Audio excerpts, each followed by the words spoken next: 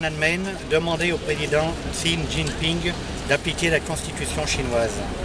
Le 4 juin 1989, l'armée chinoise écrasait dans le sang le printemps chinois, lors duquel des millions de manifestants avaient revendiqué les libertés et la démocratie.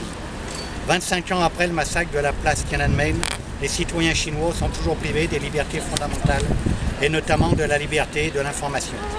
Les médias officiels diffusent leur propagande tandis que tous les journalistes sont soumis à une censure féroce. Impossible d'enquêter librement sur la vie politique, mais aussi sur l'économie et la vie sociale chinoise. Les autorités chinoises émettent des directives autoritaires à l'attention de la presse sur des événements dramatiques tels que l'attaque de la gare de Kunming, et le Parti communiste a mis en place un système informatique de censure couramment appelé Grande Muraille électronique qui filtre des contenus contraires à la ligne officielle.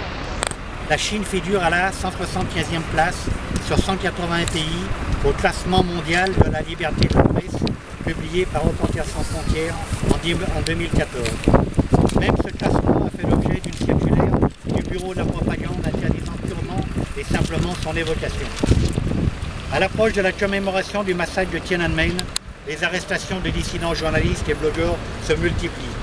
Le 3 mai dernier, le reporter Jiang Nanfu était poursuivi pour trouble à l'ordre public. Le 8 mai, la journaliste Gao Yu, qui avait disparu, était contrainte à une terrible confession publique à la télévision centrale afin de la discréditer. Son seul tort, avoir communiqué à des médias étrangers des documents idéologiques embarrassants pour le parti. Le gouvernement chinois entend faire de cette date anniversaire de l'incident du 4 juin le triomphe de la censure et une injure à la liberté de l'information.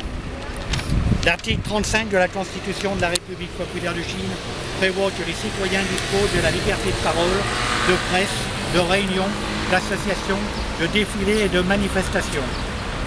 L'article 41 précise par ailleurs que tout citoyen a le droit de critiquer les officiels du parti ou de révéler leurs méfaits et que personne n'a le droit de supprimer de telles informations.